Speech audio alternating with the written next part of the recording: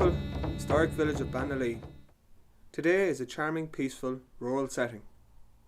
However, 100 years ago, Ballinalee and County Longford still came under the yoke of the British Crown, and in keeping with most parts of the country at that time, the community had risen to challenge the foreign oppressor.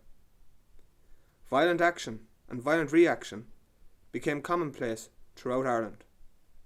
The forces of law and order lost all self-control, and disregarding all rules of civility and humanity, began an officially supported campaign of reprisal all over the country. Rural and urban places lived in constant terror of being the next victims of the Crown. On a dark, wet night in November 1920, those same forces of law and order set their vengeful sights on Ballinalee. All that stood between this small community and an horrendous annihilation was a small band of brave men, led by General Sean McKeown, the blacksmith of Ballinalee. The Battle of Ballinalee was one of two acts of reprisal carried out by Crown forces on the same night during what was the most turbulent period in Longford as well as Irish history. The other treacherous act was the burning of Granard. The motive for this heinous action was the revenge for the shooting of District Inspector Philip Kelleher, shot in the Greville Arms Hotel on the 31st of October, and Constable Peter Cooney, shot on the road near Clonbrony Church on the 1st of November. Sean McKeown's witness statement recounts what happened to Constable Peter Cooney. It was difficult to get information about the enemy's plans. On the 1st of November, I was informed that his forces in Longford had been increased and that large reinforcements had also been sent to Granard. I decided to send a reliable officer named Frank Davis into Granard for the purpose of getting first-hand information of the enemy's strength and dispositions. No sooner had I taken that decision than a report came in which stated that a constable in mufti had been to Ballinalee and was on his way back to Granard. Orders to follow him were immediately issued to Davis, who succeeded in overtaking him about a few hundred yards from the parish priest's house on the Granard side of Clonbrony Parish Church. Fire was opened and the constable was fatally wounded. The shooting was heard by the parish priest, Father Markey. He hurried to the scene and administered the last sacraments to the constable, who died a few minutes afterwards. Davis returned to my headquarters accompanied by Father Markey. He made his report and handed over to me the notebook and a diary of the constables. The parish priest then put to me the question, "What am I to do?" In reply, I suggested that he should return to the scene of the shooting, have the body removed to a farmhouse, and then send his servant boy to Granard with word that the constable was dead on the road. To that, the parish priest replied, "No, I will not do that. I am not prepared to tell a lie for you or for anyone else. And I can't tell the truth, for I know that it would mean trouble for Davis. I am satisfied that the man is in heaven. If I send a messenger in, I am bound to be interrogated, and that would mean an impossible situation for me." In consequence of Father Markey's attitude, I had to send in word myself to Granard that the constable was dead. The British refused to act on the information, believing it to be a ruse to draw them into difficult country. They would not come out. I next sent word to some people in Ballinalee, who went to the scene of the shooting and took the body into Longford. It had lain on the road for over 24 hours. Father Markey then faced the ordeal of an interview from the Black and Tans, a force that had gained a reputation for brutality and notorious attacks on civilians and property. Their actions further swayed public opinion against British rule. Sean McKeown witness statements recounts what happened to Father Markey. 2 lorries of police, which included the district inspector and Black and Tans, went to Father Markey's house on November 2nd and arrested him outside his hall door. They interrogated him, and as we generally called the process, they gave him the once-over in violent manner. He refused to make a statement concerning the shooting of the constable near his house, and in fact refused to answer any questions beyond replying in the affirmative that his name was Patrick Markey, PP. His attitude enraged the police, who insisted that he knew all about the shooting of the constable, whose name was Cooney. When he made no response to the charge, they sentenced him to death. The district inspector gave him permission to retire into the house. When Father Markey had re-entered it, he made for the kitchen and escaped by the kitchen door that gave onto a hidden laneway. Despite his 61 years, he lost no time in covering the approximate miles that lay between his house and my headquarters on the France Road. He sought protection, and the only means I had of taking care of him was to attach him to a column and place him under orders. He accepted that situation and remained a while at my headquarters, which were about 400 yards from Father Montford's house. As we were likely to come under fire, I decided to move Father Markey to Hargadon's, a very quiet place about 4 miles away, and to put a small guard over him. He remained there for some days, and I kept in almost continuous contact with him. As the various battles took place, however, we had to move him about a great deal, and he suffered considerable hardship, for the weather was severe with frost and snow. Sure of certain violent reaction from the Crown forces, Sean McKeown formed the North Longford flying column on the 1st of November and began planning the defence of Granard and Ballinalee. McKeown was OC at the 1st Battalion, Longford IRA, which covered the Ballinalee area, Vice OC of the Longford Brigade and as Director of Operations.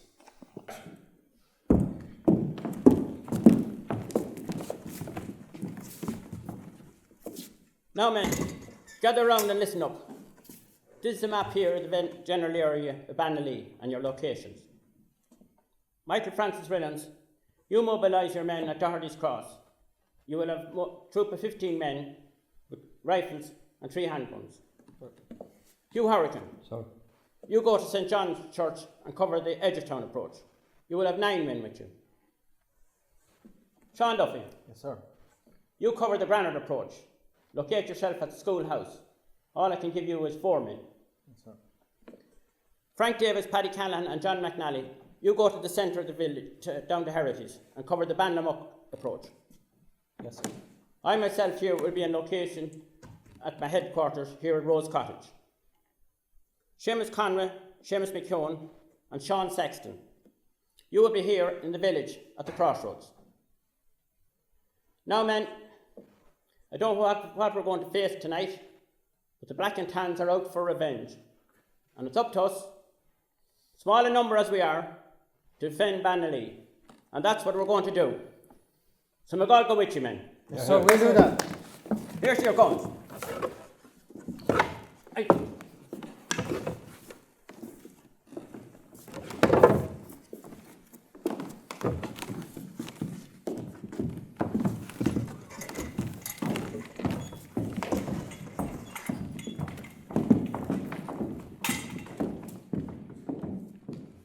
On the evening of November the 3rd, the residents of Ballinalee congregated in the local church for devotions. Fearing attack, the curate, Father Montford, directed the inhabitants to evacuate the village at once. McKeown attempted to countermand this instruction, but could only watch on as the villagers gathered what belongings they could and dispersed hurriedly into the countryside to stay with family and friends. It is my opinion that you all must evacuate the village immediately. You and your families could be in grave danger. In all due respect, Father Montford, I don't agree. I don't think that's necessary tonight. This is shocking, absolutely shocking. Oh, Piggy, what are you going to do? Oh, Margaret, I am so terrified. Johnny told me that the temperance hall was burnt to the ground in the early hours of this morning. Those Black and Tans are merciless. Will you leave? But of course I have to leave. I'm frightened for my family. And where will you go? I'll go out to my sister in Auchnashina. I'll be safe there. Jesus and his blessed mother will look after us. Miss Kieran, what are you going to do? I'm going to stay. I have to. I've the post office to look after. God will keep me safe. And Margaret, what about you? Where will you go? Oh, sure, I have to leave. I will go and stay with my Aunt Bridie in Castlebrook. Local publican PJ Herity, Miss Kiernan, the sub-postmistress, and Patrick Murta and family were the only inhabitants to remain. Well, no Black and Tans is going to move me. I don't care what anybody says, I'm staying put. Me too. What else can I do? Well, no, I must gather my things as well and evacuate. Well, I don't think that's a good idea tonight, Father, because I don't know what my men are facing later on and your services might be needed. Okay. General, gather your men and meet me in the churchyard. I need to pray with them. Okay, Father. Right, men, head to the churchyard.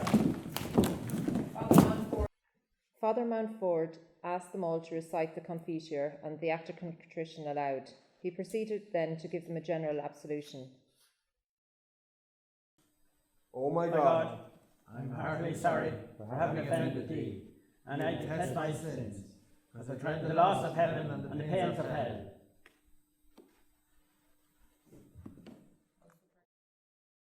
Once the prayers were said, the men made their way back to their assigned positions. Heavy rain had commenced at 8 p.m. on what was described as a pitch-black night. It was now 9 p.m. Word had reached McKeown at this time that all appeared normal in Longford, and while no word had been received from Granard, he could only assume that John Markey had his defences in place. At approximately midnight, a scout reported to McKeown that a red glow could be seen on the eastern horizon. Granard was on fire. A large force of RUC and Black and Tans, accompanied by the military escort from the Night Lancers, had proceeded to Granard through Edgertown.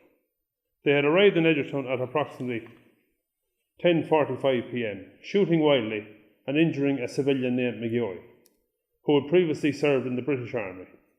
Continuing to Granard, the large convoy individually dispersed their weapons down the main street, before proceeding with looting and burning homes and businesses. This same force had exerted their revenge on Granard and were now making their way towards Ballinalee.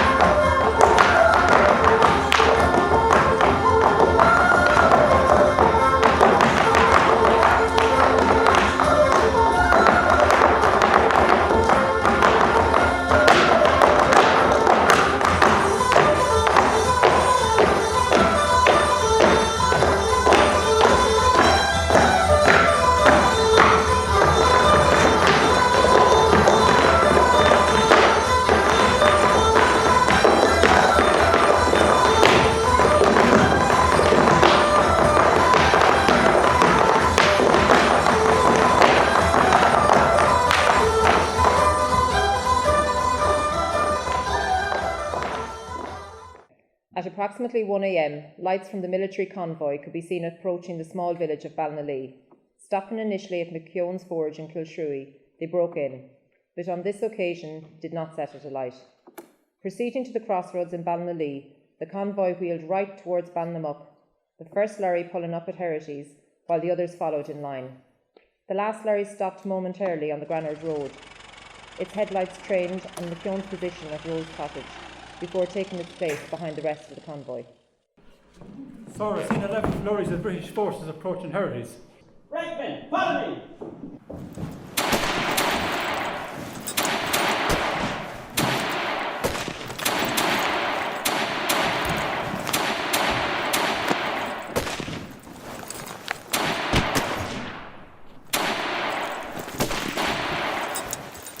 Seamus Conway made his way in darkness down alongside the cortege, and halfway down launched 2 bombs in the middle of the park road.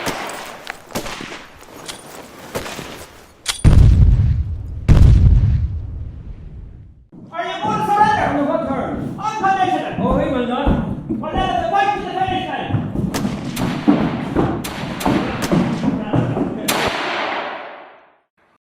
Each of the IRA was armed with a service rifle and began to fight with 80 to 100 rounds per man. As the fight continued, the small detachment had to conserve their ammunition and could only fire at the flashes of light emanating from the barrels of the enemy guns. The IRA parties on the other roads had failed to join the fight. McKeown dispatched Thomas Early to the Protestant church to bring down Hugh Hurricane and his party. However, they never arrived. Intermittent fire continued over a period estimated to be 2 hours. At one point, the men sensed movement in the plantation behind Rose Cottage.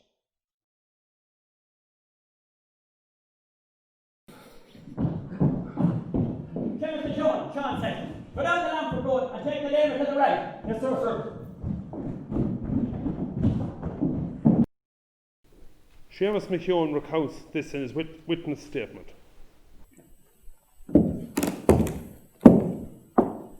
We could hear them in the plantation at the back of Rose Cottage. Sean sent Sexton and I down the Longford Road to outflank them and hold them on this side. We had only about 15 rounds left at this time. He told us not to use up all our ammunition, but to hold some, and that when we were returning back to Whistle, come back to Erin. By this he would know it was us. We got into position, and as soon as we opened fire, we could hear the enemy running out of the plantation. We were just in time to stop them enveloping us. We fired until we had only 3 or so rounds left.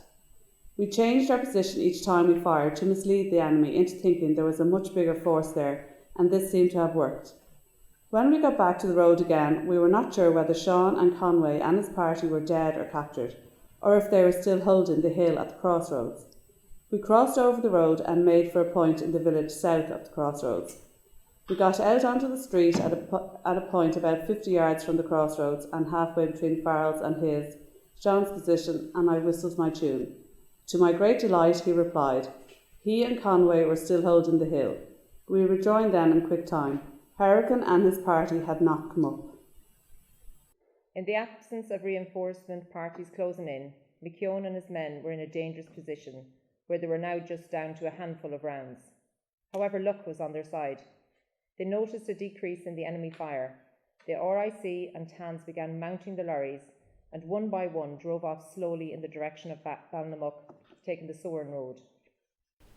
The Rose Cottage detachment stayed in position until dawn, which revealed the street littered with debris from the battle, along with items of goods looted from Granard.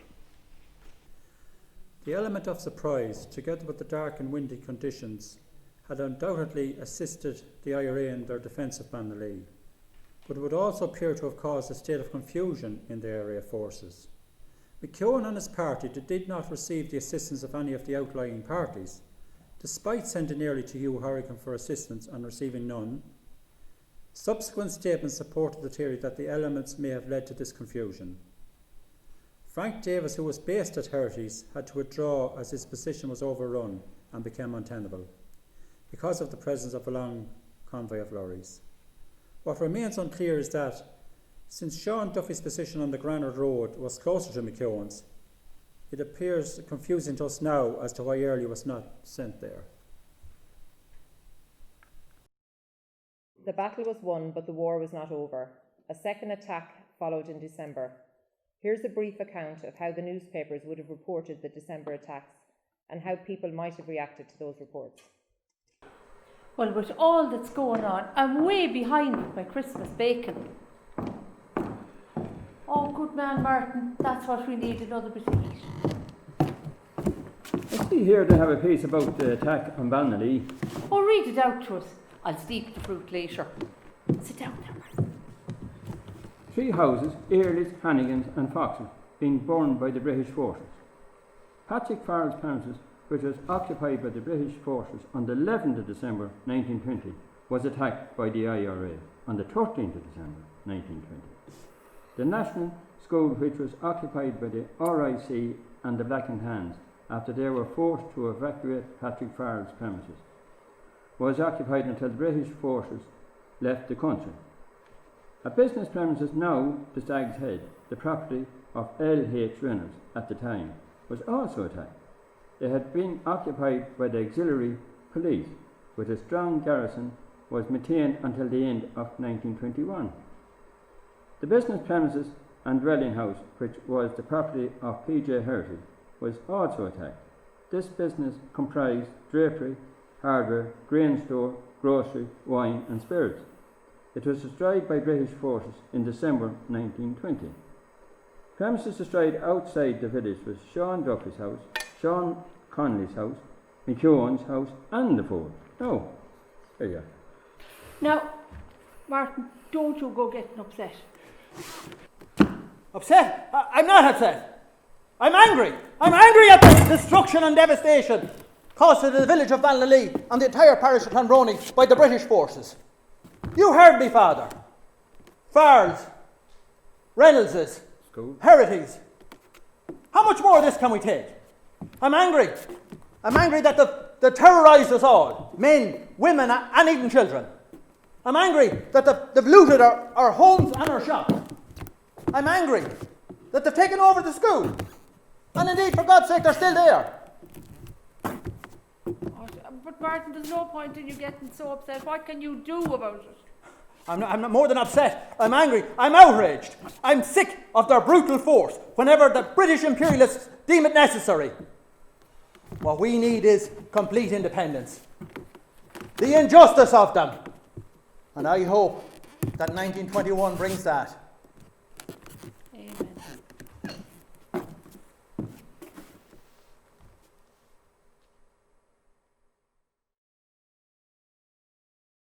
Come all ye young fellas, and list while I sing, for the love of one's country is a terrible thing. It banishes fear with the blink of a flame, and it makes us all part of the patriot game, and it makes us all part of the patriot game.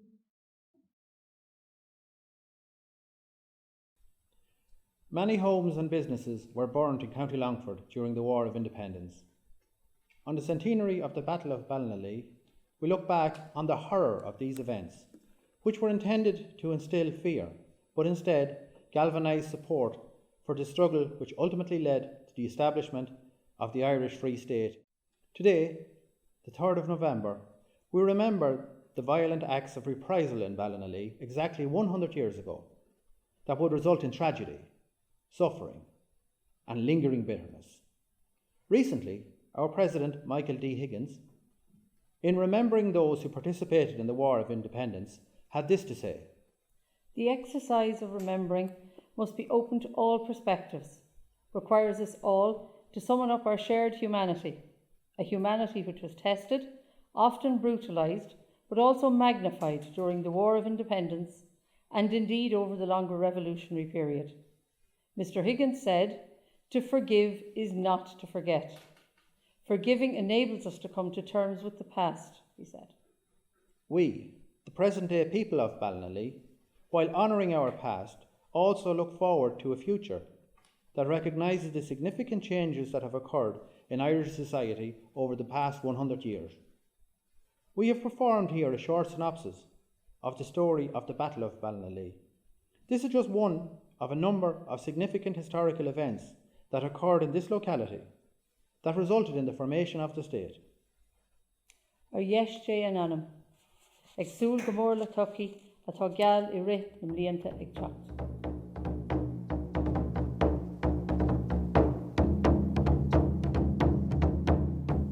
The Battle of Ballinalee ended as dawn slowly lit the eastern sky around the village. Its battle-weary protagonists greeted at dawn not just of Thursday the 4th of November 1920, but also something that was part of a greater dawn for the village, the county and the country. Ballinalee was the only successful defence of an Irish town against British forces, and that brave band of warriors had indelibly inscribed their names in that piece of history. A century later, much has changed. All of those involved have long since passed, but their bravery, their tenacity, and their loyalty to community and country will never be forgotten. Against the overwhelming power of the forces of the Crown, in the words penned in honour of Horatius 2,000 years earlier in ancient Rome, how can man die better than facing fearful odds for the ashes of their fathers and the temples of their gods?